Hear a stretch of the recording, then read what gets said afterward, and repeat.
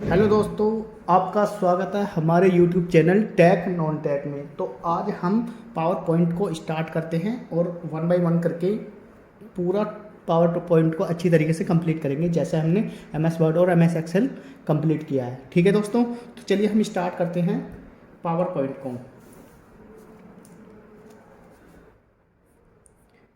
PPT, इसे power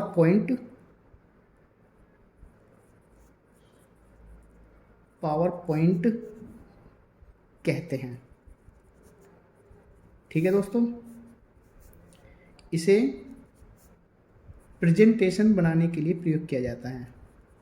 presentation बनाने के लिए प्रयोग करते हैं। ठीक है दोस्तों, एक एक पॉइंट ध्यान से समझना।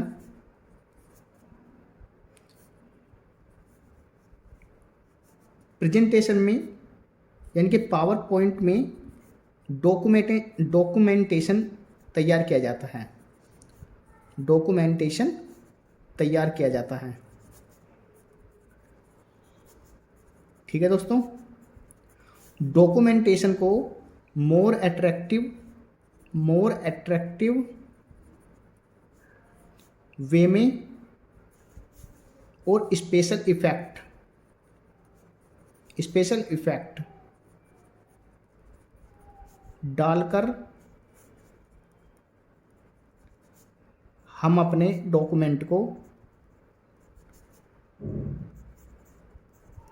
डॉक्यूमेंटेशन को एक अच्छा व आकर्षक बनाते हैं। ठीक है दोस्तों, तो इसमें स्पेशल इफेक्ट के अंदर हम अपने डॉक्यूमेंटेशन को मोर अट्रैक्टिव बनाने के लिए दो ऑप्शन का प्रयोग करते हैं। एक होता है ट्रांजिशन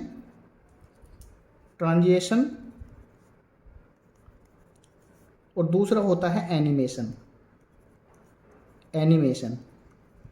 ठीक है दोस्तों, तो ट्रांजिशन एनिमेशन होता क्या है, इसे हम एक एक करके पढ़ते हैं। ट्रांजिशन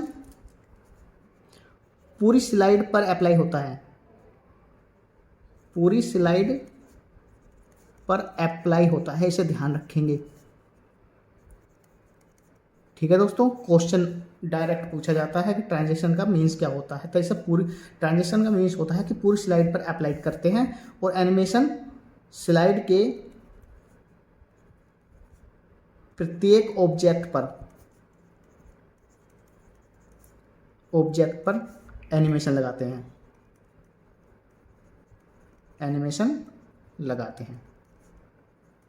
ठीक है दोस्तों, तो ये इनका मीन्स होता है। अब होता क्या है, जब हम प्रेजेंटेशन बनाते हैं पावर पॉइंट के अंतर्गत, तो हम अपनी स्लाइड को बाय डिफ़ॉल्ट एक न्यू स्लाइड ओपन करेंगे।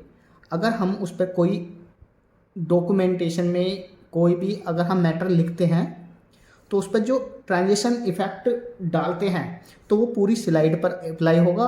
और अगर हम एनिमेशन का प्रयोग करेंगे तो स्लाइड पर प्रत्येक ऑब्जेक्ट, जैसे नंबरिंग या कोई भी हम उस पर टाइटल वगैरह कुछ भी डालते हैं या फिर पिक्चर ऐड करते हैं, उस पर अलग अलग वे में एनिमेशन लगा सकते हैं। ठीक है दोस्तों, तो इसको बहुत ही अच्छी तरीके से ध्यान रखेंगे कि ट्रांजिशन का प्रयोग पूरी स्लाइड पर अप्लाइड होता है और एनिमेशन स्लाइड के ऑब्जेक्ट पर एनिमेशन लगाते हैं। ठीक है दोस्तों, तो अब हम थोड़ा और ओवरव्यू समझते हैं, उसके बाद हम इसके टैबों को डिस्कस करेंगे। ठीक है दोस्तों, एक होता है स्लाइड क्या होता है, पीपीटी में स्लाइड लैंडस्केप में होती है। ठीक है दोस्तों, इसे ध्यान रखेंगे। लैंडस्केप में इस तरह से होती है हमारी स्लाइड लैंडस्केप में, जिसकी चौड़ाई कम और लंबाई अधिक होती है। ठीक है दोस्तों, ये मैं पहले भी डिस्कस कर चुका हूँ कि लैंडस्केप कहते किसे हैं। ठीक है दोस्तों, इसके बाद आता है हमारा स्लाइड को स्टार्ट किससे करते हैं। स्लाइड को स्टार्ट स्टार्ट फंक्शन की F5 से स्टार्ट करते हैं। ठीक है दोस्तों। उसके बाद स्लाइड या प्रोग्राम पीपीटी से बाहर आने के लिए यानी कि एग्जिट करने के लिए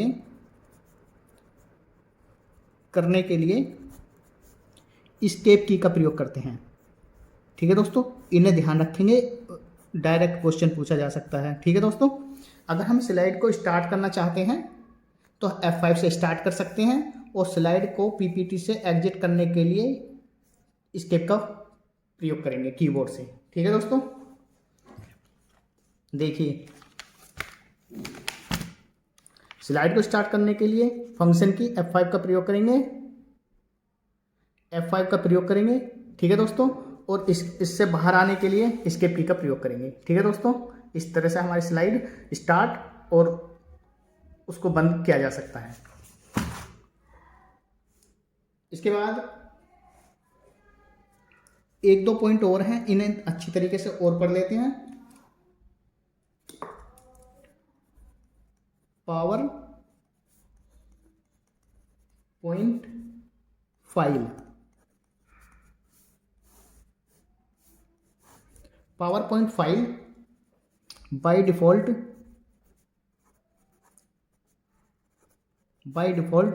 प्रेजेंटेशन 1 के नाम से सेव होती है, प्रेजेंटेशन 1 के नाम से। ठीक है दोस्तों, ये बाय डिफ़ॉल्ट होती है। अगर हम अपनी प्रेजेंटेशन को कोई नाम नहीं देते हैं तो बाय डिफ़ॉल्ट प्रेजेंटेशन 1 के नाम से सेव हो जाएगी। ठीक है दोस्तों, इसके बारे में 2003 और 2007 के फाइल एक्सटेंशन के बारे में जान लेते हैं थोड़ा। 2003 में फाइल एक्सटेंशन था पावर पॉइंट का PPT, और 2007 या आगे के वर्जन में इसका एक्सटेंशन हो जाता था PPTX। ठीक है दोस्तों, इसे ध्यान रखेंगे, ये पूछा जाता है। ठीक है दोस्तों, तो 2003 में PPT और 2007 के वर्जन में .PPTX। ठीक है दोस्तों, तो अब हम स्टार्ट करते हैं पावर पॉइंट को टैब के द्वारा, मेनू बार से स्टार्ट करते हैं।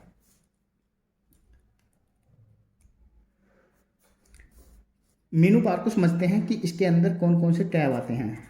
मेनू बार,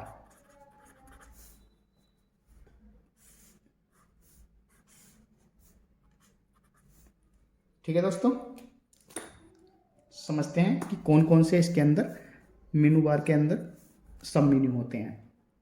सबसे पहले फाइल, फिर home, insert, design, transition, animation, slide show, slide show के बाद आता है रिकॉर्ड,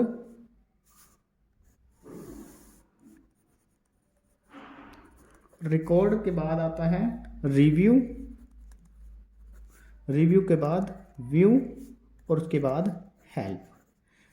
हमारा PPT इन सब मेन्यू के बाद ख़त्म हो जाता है। ठीक है दोस्तों, जैसे कि हमने MS वर्ड, MS एक्सेल में एक एक टैब को अच्छी तरीके से डिस्कस किया था, इसी तरह से हम पावर पॉइंट में भी एक एक करके अच्छी तरीके से डिस्कस करेंगे।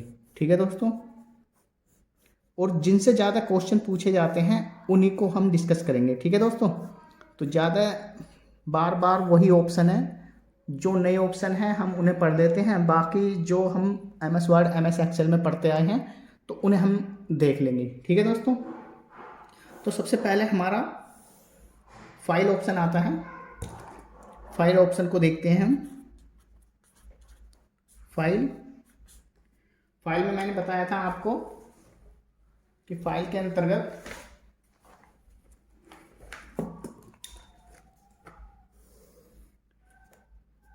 फाइल के अंतर्गत info, new, open, save, save as, print, share, export, export के बाद क्लोज, और क्लोज के बाद एग्जिट। ठीक है दोस्तों, तो ये हमारे फाइल सब मेन्यू के अंदर इतने ऑप्शन आते हैं: info, new, open, save, save as, print, share, export, close, exit. जैसा कि हमने MS वर्ड, MS एक्सेल में एक एक ऑप्शन पढ़ा था, इसी तरह से हम पावर पॉइंट को भी डिस्कस करेंगे। लेकिन जो हमने MS वर्ड, MS एक्सेल में ऑप्शन पढ़े थे, सेम टू सेम वही ऑप्शन है फाइल के अंतर्गत। ठीक है दोस्तों, इससे आपका रिवीजन हो जाएगा। मैं एक बार और पढ़ा देता हूँ। ठीक है दोस्तों, तो चलिए स्टार्ट करते हैं। यहीं पर स्टार्ट कर लेते हैं, जल्दी कवर हो जाएगा इस तरह से। सबसे पहला आता है हमारा इन्फो।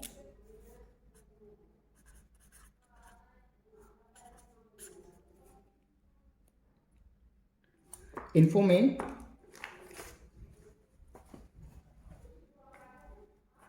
प्रेजेंटेशन फाइल,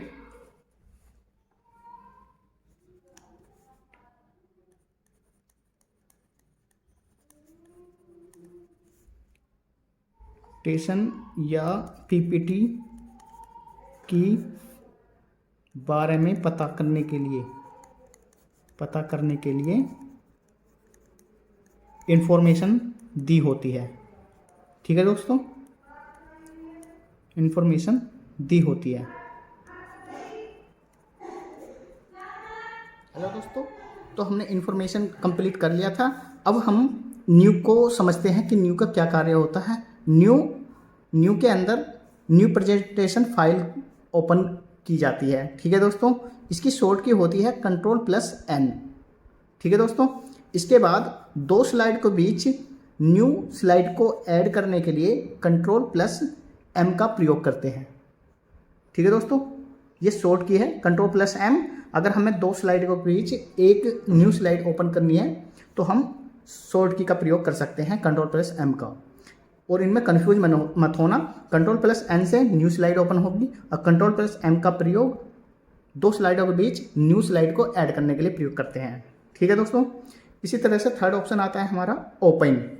ओपन के अंदर पहले से बनी हुई स्लाइड या PPT को ओपन करने के लिए प्रयोग करते हैं। ठीक है दोस्तों, या एग्जिस्टिंग PPT फाइल को ओपन करने के लिए हम ऑप्शन का प्रयोग करते हैं, ओपन का। ठीक है दोस्तों, और इसकी शॉर्ट की होती है Ctrl+O। ठीक है दोस्तों, इसे ध्यान रखेंगे। इसकी एक शॉर्ट की और होती है, दोनों को ध्यान रखेंगे। दूसरी होती है Ctrl+F12।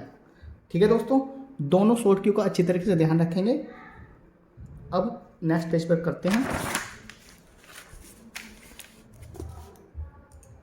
इसके बाद आती है हमारी next tab, save.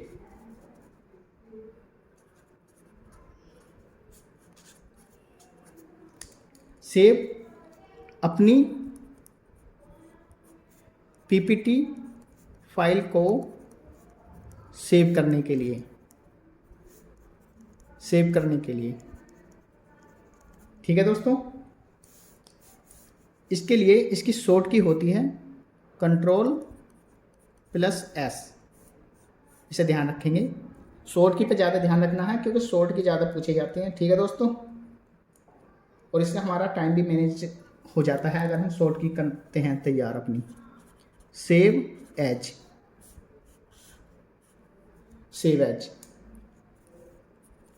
First time किसी PPT फाइल को नेम एंड लोकेशन देने के लिए, नेम एंड लोकेशन देने के लिए सेव एज का प्रयोग करते हैं। ठीक है दोस्तों, ये एक एक ऑप्शन जो मैं समझा रहा हूँ ऐसे के ऐसे ही एग्जाम में मिलेंगे आपको, इसीलिए थ्योरी पे भी बहुत ज़्यादा ध्यान देना है। ठीक है दोस्तों, तो इसमें इसकी शॉर्ट की होती है Ctrl+S। फर्स्ट टाइम अगर हम किसी भी फाइल पीपीटी को सेव कर रहे हैं तो Ctrl+S के द्वारा भी कर सकते हैं, और नेक्स्ट टाइम F12 का प्रयोग कर सकते हैं अपनी पीपीटी को सेव करने के लिए या अपनी फाइल को सेव करने के लिए। ठीक है दोस्तों, ये ज़्यादातर सभी में कॉमन है। दूसरा आता है प्रिंट ऑप्शन। प्रेजेंटेशन फाइल को प्रिंट करने के लिए, प्रेजेंटेशन फाइल को प्रिंट करने के लिए, ठीक है दोस्तों, ये आपने काफ़ी बार पढ़ लिया है। इससे आपकी जो प्रिंट है ये शॉर्ट की है, काफ़ी मजबूत हो जाएंगे। ठीक है दोस्तों, इसलिए ध्यान से पढ़ते रहो और रिवीजन करते रहो। ठीक है दोस्तों, तो ये प्रिंट की शॉर्ट की होती है Ctrl+P, और नेक्स्ट एक शॉर्ट की और होती है इसकी, दोनों ध्यान रखेंगे, कोई सी भी पूछी जा सकती है, Ctrl+Shift+F12। ठीक है दोस्तों, दोनों शॉर्ट के ध्यान रखेंगे, प्रिंट के लिए ये प्रयोग किए जाते हैं। उसके बाद आता है एक्सपोर्ट ऑप्शन। अपनी फाइल को, अपनी प्रेजेंटेशन फाइल को पीडीएफ में कन्वर्ट करने के लिए, कन्वर्ट करके भेजने के लिए। ठीक है दोस्तों, अगर हमें अपनी प्रेजेंटेशन फाइल हमें कन्वर्ट करके भेजनी है पीडीएफ के फॉर्म में, तो हम इस ऑप्शन का प्रयोग करेंगे एक्सपोर्ट का। ठीक है दोस्तों, नेक्स्ट पढ़ते हैं। इसके बाद आता है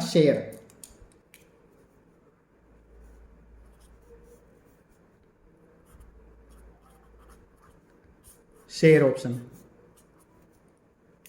क्लाउड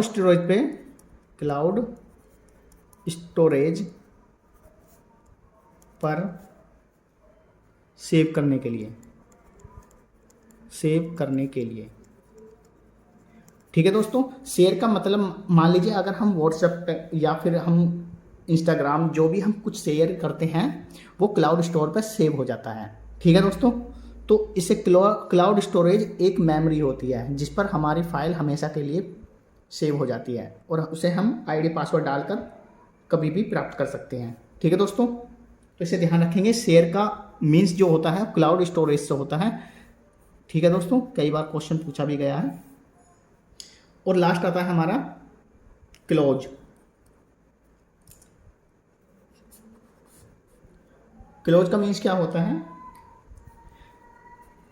अपनी पीपीटी की फाइल को क्लोज करना।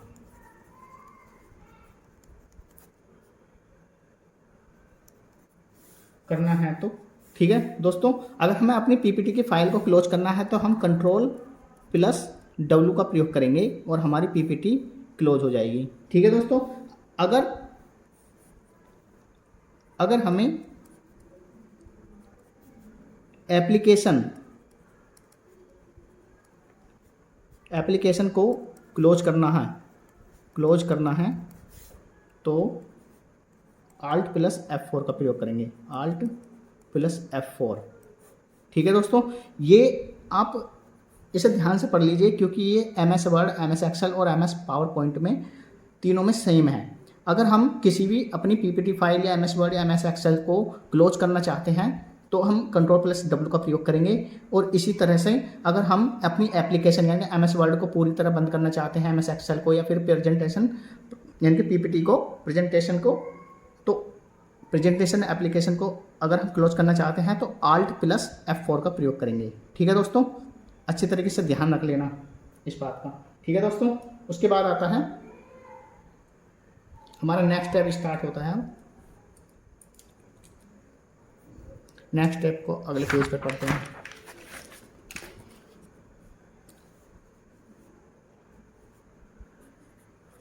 होम, हमारी फाइल पूरी तरह से कंप्लीट हो गई है। ठीक है दोस्तों, जल्दी जल्दी कर लेते हैं क्योंकि हमने कई बार पढ़ लिए हैं। ठीक है दोस्तों, जो इम्पोर्टेंट आएगा उसे हम पूरी डिटेल में पढ़ लेते हैं। तो होम के अंदर कौन कौन से ऑप्शन आते हैं पहले ये डिस्कस करते हैं, उसके बाद हम इन्हें एक एक करके पूरी तरह से डिस्कस करेंगे। ठीक है दोस्तों, तो स्टार्ट करते हैं। जैसे होम के अंदर सबसे पहला आता है क्लिपबोर्ड। क्लिपबोर्ड, ठीक है दोस्तों। उसके बाद आता है स्लाइड। स्लाइड के बाद फॉन्ट, फॉन्ट के बाद पैराग्राफ। ठीक है दोस्तों, और पैराग्राफ के बाद आता है हमारा ड्राइंग, और ड्राइंग के बाद एडिटिंग।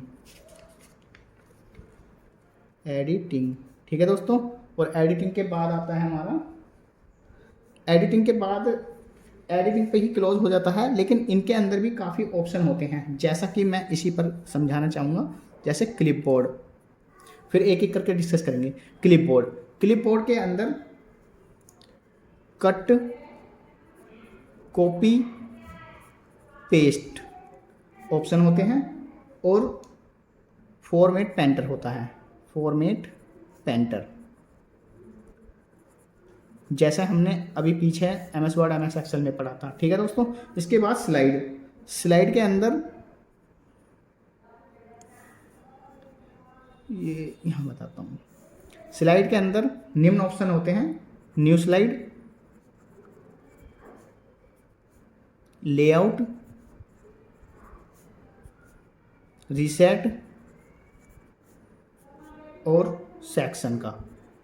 लेकिन इनमें जो इम्पोर्टेंट है उसी को डिस्कस करेंगे, क्योंकि फालतू पढ़ने से कुछ फ़ायदा भी नहीं है और ज़्यादा यूज भी नहीं है उनका।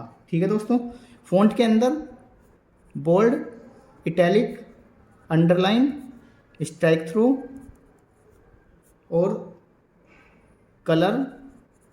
ठीक है दोस्तों, फ़ॉन्ट साइज आदि आते हैं। ठीक है दोस्तों, अब पैराग्राफ के अंदर,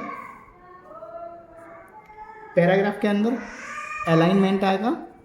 अलाइनमेंट लेफ्ट, राइट और सेंटर।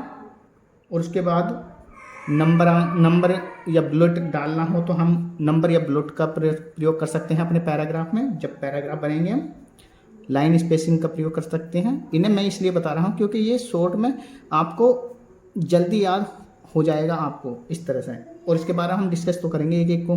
ठीक है दोस्तों, इसके बाद text, align text, align text, बहुत सारे ऑप्शन होते हैं। ठीक है दोस्तों, ये हमारे पैराग्राफ के अंदर आ गए। ड्राइंग के अंदर, ड्राइंग के अंदर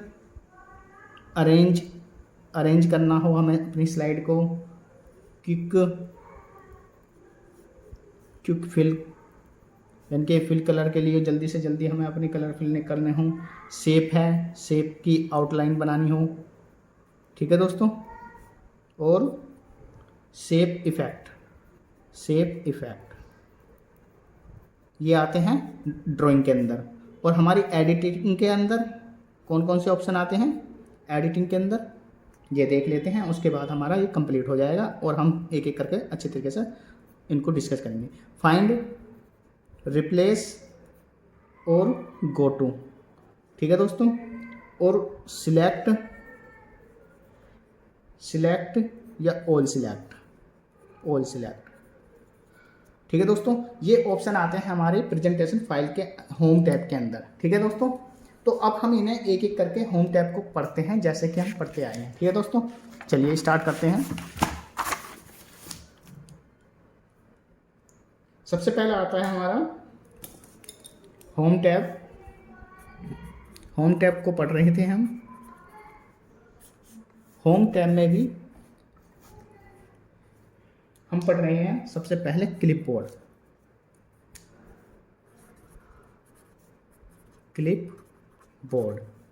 ठीक है दोस्तों, अच्छी तरीके से समझेंगे और हम समझ चुके हैं कि क्लिपबोर्ड के अंदर क्या किया जाता है। ठीक है दोस्तों,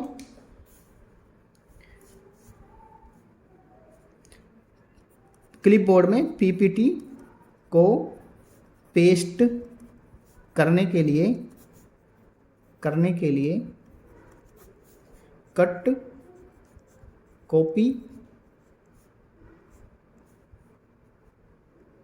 और पेस्ट किया जाता है। ठीक है दोस्तों, पेस्ट करते हैं। पेस्ट करने के लिए क्लिपबोर्ड पर सेव हो जाता है। ठीक है दोस्तों, मान लीजिए कोई हमारी स्लाइड है, अगर उस पर हम कट कॉपी या कुछ भी हम कट कॉपी करना चाह रहे हैं, तो जैसे ही हम कट कॉपी करते हैं तो हमारा क्लिपबोर्ड पर सेव हो जाता है। ठीक है दोस्तों, तो इसे ध्यान रखेंगे। क्लिपबोर्ड का मीन्स जो होता है वो कट कॉपी से होता है, कट कॉपी। ठीक है दोस्तों, और इसको अब हम ध्यान से पढ़ेंगे। कट, कॉपी, पेस्ट, इन्हें पढ़ लेते हैं। ठीक है दोस्तों, जैसे कट, कॉपी और पेस्ट। कट के लिए शॉर्ट की होती है Ctrl+X, कॉपी के लिए Ctrl+C और पेस्ट के लिए Ctrl+V। ठीक है दोस्तों, इन्हें ध्यान रखेंगे। Ctrl+C के लिए कॉपी की जाती है और इसकी एक दूसरी भी शॉर्ट की होती है Ctrl+Insert, और पेस्ट के लिए भी दूसरी शॉर्ट की होती है एक Shift+Insert। ठीक है दोस्तों, इन्हें ध्यान रखेंगे। उसके बाद एक पेस्ट स्पेशल होता है। पेस्ट फॉर्मेट के लिए पेस्ट स्पेशल, इसे भी ध्यान से पढ़ लेते हैं। पेस्ट स्पेशल, इसका पेस्ट स्पेशल का मीन्स भी क्लिपबोर्ड से ही है। ठीक है दोस्तों, जो भी कभी आपके सामने ऑप्शन आ जाए कट कॉपी पेस्ट से रिलेटेड, वो क्लिपबोर्ड से संबंधित होगी। ठीक है दोस्तों, पेस्ट स्पेशल के लिए शॉर्ट की होती है Ctrl+Alt+V। ठीक है दोस्तों, और एक होता है फॉर्मेटिंग। पेस्ट स्पेशल का मीन्स जो होता है वो होता है टेक्स्ट विदाउट फॉर्मेटिंग।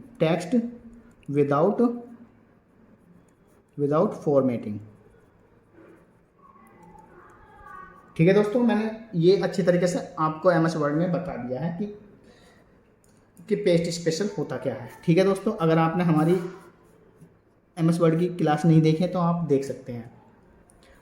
फिर भी मैं बता देता हूँ कि पेस्ट स्पेशल, मान लीजिए किसी वजह से मेरा नाम ABC लिखा हुआ है कोई, और इस पर बोल्ड, इटैलिक, अंडरलाइन है। ठीक है दोस्तों, अगर मैं इसे एज इट इज़ लिखना चाहूँगा लेकिन विदाउट फॉर्मेट, ये फॉर्मेट नहीं आना चाहिए। ठीक है दोस्तों, तो ये एज इट इज़ इस तरह से लिख जाएगा पेस्ट स्पेशल में। इसकी बोल्ड, इटैलिक, अंडरलाइन सब कुछ हट जाएगा, सिर्फ सिंपल फॉर्म में, डिफ़ॉल्ट रूप में इस तरह से लिख जाएगा। इसे कहते हैं पेस्ट स्पेशल में टेक्स्ट विदाउट फॉर्मेटिंग। ठीक है दोस्तों, फॉर्मेटिंग अब थोड़ा यहाँ और पढ़ लेते हैं इसी पेज पर। क्लिपबोर्ड में ये इंपॉर्टेंट पॉइंट है, इन्हें जरूर ध्यान से देखना। क्लिपबोर्ड में 1 से 24 तक आइटम आ सकते हैं, यानी कि हम जितनी भी कट कॉपी पेस्ट करते हैं ना, तो वो सिर्फ 1 से 24 तक आइटम ही आ सकते हैं क्लिपबोर्ड पर। ठीक है दोस्तों, जिसमें 1998 और 2000 के परिवर्तन आया था, जिसमें 1998 में एक आइटम था, एक आइटम ही क्लिपबोर्ड पर रखा जा सकता था, लेकिन 2000 में या उसके आगे के वर्जन में 24 आइटम अधिकतम रखे जा सकते हैं। ठीक है दोस्तों, ये क्वांटिटी है क्लिपबोर्ड पर आइटम को रखने की। ठीक है दोस्तों, इस तरह से हमारा क्लिपबोर्ड। अभी क्लिपबोर्ड के बारे में थोड़ा सा और पढ़ लेते हैं।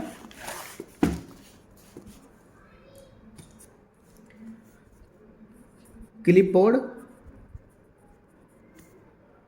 पर ऑटो डिलीट होता है। ऑटो डिलीट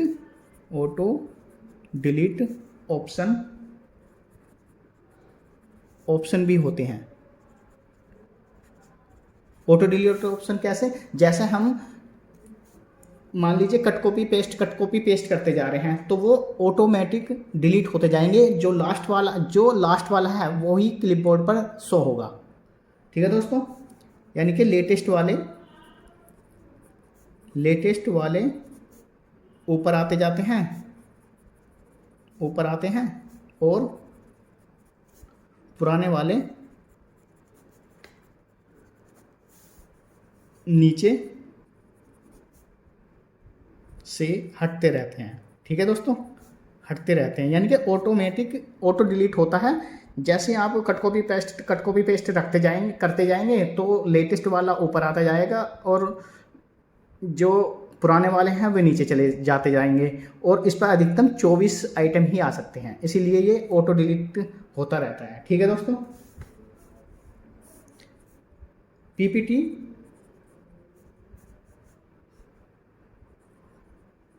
पीपीटी को बंद करने पर लास्ट वाला, मैंने बताया था कि पीपीटी को अगर बंद करते हैं तो लास्ट वाला ही क्लिपबोर्ड पर दिखेगा, क्लिपबोर्ड पर ही दिखेगा या शो होगा। ठीक है दोस्तों, इसे ध्यान रखेंगे। इसके बाद इसकी नेचर पता करते हैं कि क्लिपबोर्ड की जो नेचर है, क्लिपबोर्ड का नेचर वोलेटाइल टाइप का होता है। वोलेटाइल मतलब अस्थायी होने से तभी तो ये डिलीट होता रहता है ऑटो। ठीक है दोस्तों, इसे ध्यान रखें। क्लिपबोर्ड के बारे में इतना जो भी बताया है, क्लिपबोर्ड पर ऑटो डिलीट ऑप्शन होते हैं, लेटेस्ट वाले ऊपर और पुराने वाले नीचे जाते हैं। पीपीटी को बंद करने पर लास्ट वाला ही शो होता है। ठीक है दोस्तों, और क्लिपबोर्ड का नेचर जो होता है वो वोलेटाइल नेचर होता है, ये इंपॉर्टेंट है, इसे ध्यान रख लेना। ठीक है दोस्तों, इसके बाद इसी में दो ऑप्शन और होते हैं, अंडू और एक होता है रीडू का। अंडू और एक होता है रीडू का। ठीक है दोस्तों, अंडू और रीडू। अंडू को कंट्रोल प्लस जेड और रीडू को कंट्रोल प्लस वाई, ये इनकी शॉर्ट की है। ठीक है दोस्तों, अंडू को टेक्स्ट को हटाना हो तो हम अंडू का प्रयोग करेंगे। टेक्स्ट को वापस मंगाना हो, वापस लाना हो तो हम रीडू का प्रयोग करेंगे। ठीक है दोस्तों, इस तरह से। इसके बाद आता है हमारा थर्ड ऑप्शन स्लाइड का।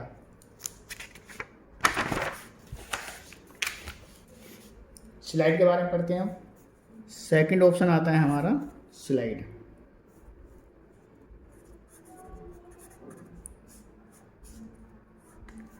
स्लाइड को मैंने पहले भी डिस्कस कर दिया है, फिर भी मैं बता रहा हूँ कि न्यू स्लाइड ओपन करना, न्यू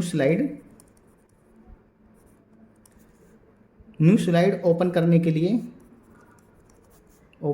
के लिए कंट्रोल प्लस एन का प्रयोग करेंगे। दो स्लाइड के बीच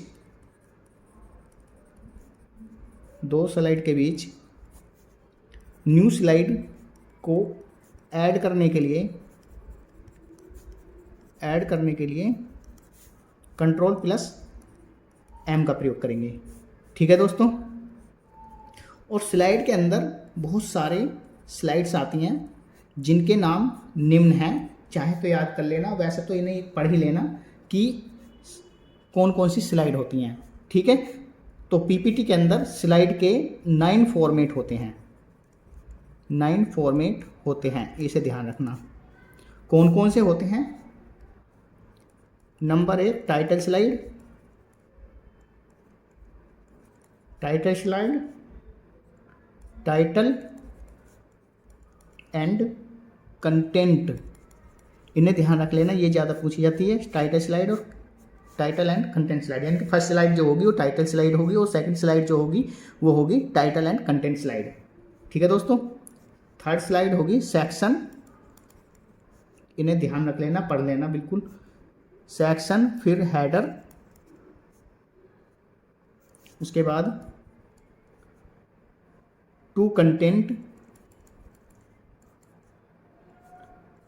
कंपैरिजन, कंपैरिजन हो, लेना हो हमें अपनी स्लाइड के द्वारा तो कंपैरिजन भी कर सकते हैं। फिर टाइटल ओनली, अगर हम टाइटल की स्लाइड चाहिए तो हम टाइटल ओनली का स्लाइड का प्रयोग करेंगे। एक ब्लैंक स्लाइड होती है, जिसको हम ब्लैंक की आवश्यकता है तो हम ब्लैंक स्लाइड का प्रयोग कर सकते हैं। इसके बाद content with, content with caption, अपनी आवश्यकता के अनुसार हम कोई सी भी स्लाइड ले सकते हैं। ठीक है दोस्तों, उसके बाद आता है पिक्चर विद कैप्शन। ठीक है दोस्तों, तो ये 9 प्रकार की स्लाइड होती हैं, इन्हें ध्यान रखेंगे, एक बार अच्छे तरीके से पढ़ लेंगे और इनमें से ही कोई सी भी स्लाइड को पूछा जा सकता है कि कौन सी स्लाइड किस टाइप के लिए प्रयोग की जाती है। वैसे तो ज़्यादातर 2 ही स्लाइड का प्रयोग किया जाता है, पूछा भी जाता है क्वेश्चन में, टाइटल स्लाइड और टाइटल एंड कंटेंट स्लाइड। ठीक है दोस्तों, इनको जरूर ध्यान रखना, टाइटल स्लाइड और एक title and content slide. First slide title slide, second slide title and content slide, और बाकी जितनी भी हैं इन्हें हम अपनी आवश्यकता के अनुसार ले सकते हैं। ठीक है दोस्तों, और इसके अंदर हमारी जो स्लाइड होती है बाय डिफ़ॉल्ट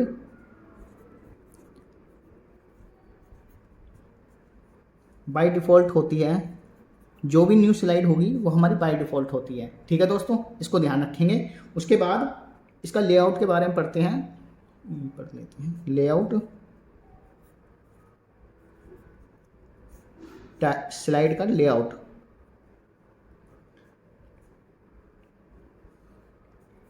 टाइटल स्लाइड का लेआउट, टाइटल स्लाइड के नाम से आती है। ठीक है दोस्तों, फर्स्ट स्लाइड जो होगी ये टाइटल स्लाइड होगी और इसका जो लेआउट है वो टाइटल स्लाइड के नाम से आता है, ठीक है दोस्तों। इसके बाद दूसरी स्लाइड जो आती है, दूसरी स्लाइड टाइटल एंड कंटेंट के नाम से, इसीलिए इन्हें ये जो इम्पोर्टेंट है 2 शुरू की, टाइटल एंड कंटेंट। ठीक है दोस्तों, इन्हें 2 ध्यान रख लेना। फर्स्ट स्लाइड का नाम होता है टाइटल स्लाइड और सेकंड स्लाइड का नाम होता है टाइटल एंड कंटेंट स्लाइड। ठीक है दोस्तों, बाकी नेक्स्ट पेज पर करते हैं, इसे अच्छी तरीके से ध्यान रखना। उसके बाद आता है हमारा थर्ड ऑप्शन, फ़ॉन्ट का।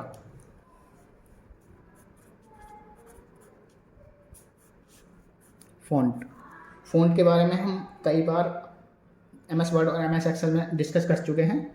ठीक है दोस्तों, फ़ॉन्ट के अंदर हम फ़ॉन्ट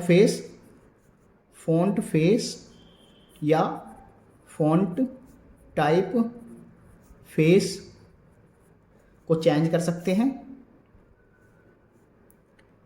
फ़ॉन्ट को बोल्ड कर सकते हैं, इटैलिक कर सकते हैं, अंडरलाइन कर सकते हैं और इनमें कलर भी चेंज कर सकते हैं, कलर भी भर सकते हैं। ठीक है दोस्तों, बोल्ड के लिए Ctrl+B का प्रयोग करते हैं, इटैलिक के लिए कंट्रोल प्लस आई का प्रयोग करते हैं, ठीक है दोस्तों। अंडरलाइन के लिए कंट्रोल प्लस यू का प्रयोग करते हैं, ठीक है दोस्तों। तो इन ऑप्शन का हम प्रयोग करते हैं। ये मैं काफ़ी बार MS वर्ड MS एक्सेल में काफ़ी डिस्कस कर चुका हूँ, तो आप देख लेना, ठीक है दोस्तों। इसके बाद आता है हमारा फोर्थ ऑप्शन, पैराग्राफ। अगर आपने हमारे MS वर्ड या MS एक्सेल की प्लेलिस्ट नहीं देखी है तो आप प्लेलिस्ट देख लीजिए अच्छी तरीके से, तो आपको ज़्यादा समझ में आएगा, ठीक है दोस्तों। फिर भी जैसे कि पैराग्राफ के अंदर मैंने बताया था, पैराग्राफ के अंदर हम अलाइनमेंट लगा सकते हैं, अलाइनमेंट सेट कर सकते हैं, जिसमें 3 अलाइनमेंट होते हैं, राइट, लेफ्ट और सेंटर, ठीक है दोस्तों। इसके बाद हम नंबरिंग लगा सकते हैं अपने पैराग्राफ में, बुलेट भी लगा सकते हैं अपने पैराग्राफ में, ठीक है दोस्तों। नंबरिंग, बुलेट या लाइन स्पेस, पैराग्राफ में लाइन स्पेस देना हो तो हम लाइन स्पेस भी दे सकते हैं, ठीक है दोस्तों। इन्हें हम MS वर्ड में डीपली पढ़ चुके हैं, ठीक है दोस्तों। आप मेरे कहने से MS वर्ड को तो ज़रूर पढ़िए और MS एक्सेल को अच्छी तरीके से पूरी तरह से पढ़ लीजिए, आपको बहुत सहायता होगी। MS ऑफिस से कोई भी दिक्कत होने वाली नहीं है आपको, बिल्कुल भी, ठीक है दोस्तों। फिफ्थ ऑप्शन आता है हमारा ड्राइंग का।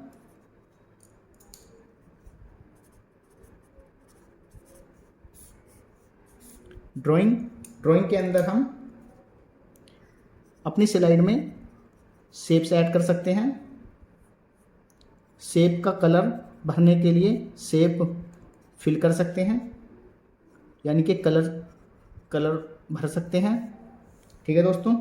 शेप की आउटलाइन अपने अनुसार चेंज कर सकते हैं, ठीक है दोस्तों। तो हमारी ड्राइंग भी ऑप्शन हो गया। इसके बाद हमारा 6 ऑप्शन आता है एडिटिंग।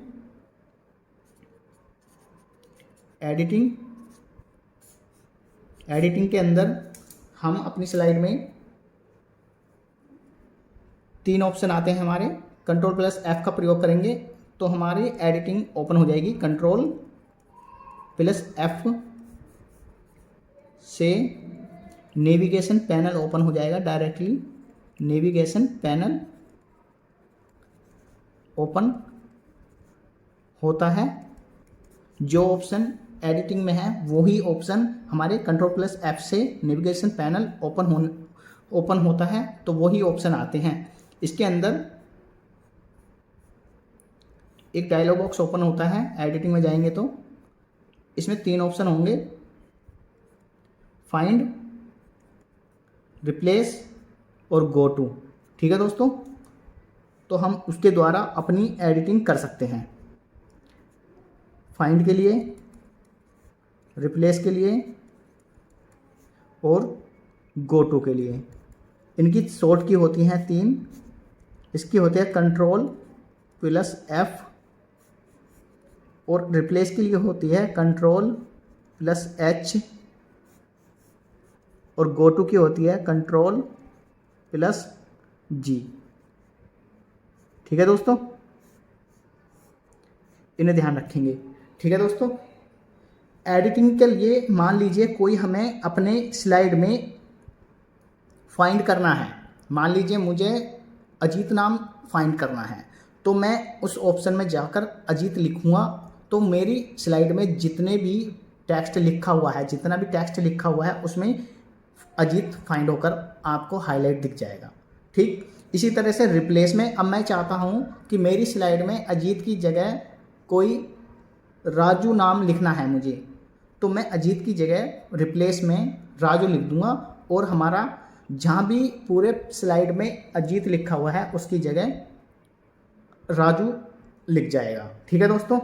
और अपने पैराग्राफ में हम डायरेक्टली या जिस वर्ड पर हम जाना चाहते हैं, जिस लाइन पर या फिर जिस पैराग्राफ पर जाना चाहते हैं, हम डायरेक्टली हम उस स्लाइड पर जा सकते हैं कंट्रोल प्लस G यानी कि गो टू के द्वारा, ठीक है दोस्तों। तो ये एडिटिंग के ऑप्शन मैंने डिस्कस कर दिए हैं। आप ज़रूर अच्छे तरीके से MS वर्ड MS एक्सेल को पढ़ लीजिए और हमारे ऑप्शन को इन्हें अच्छे तरीके से ध्यान रखो जिससे आपको काफ़ी मदद मिलेगी। ठीक है दोस्तों, इसके अब 2 ऑप्शन हो रहे हैं, इन्हें और पढ़ लेते हैं। उसके बाद हमारा पूरी तरीके से कंप्लीट हो जाएगा होम टैब। एक है हमारा डिज़ाइन। ठीक है दोस्तों, डिज़ाइन नहीं यार इसमें, हाँ चलो डिज़ाइन है। इसमें डिजाइन से रिलेटेड आइडिया दी गई हैं, डिजाइन से रिलेटेड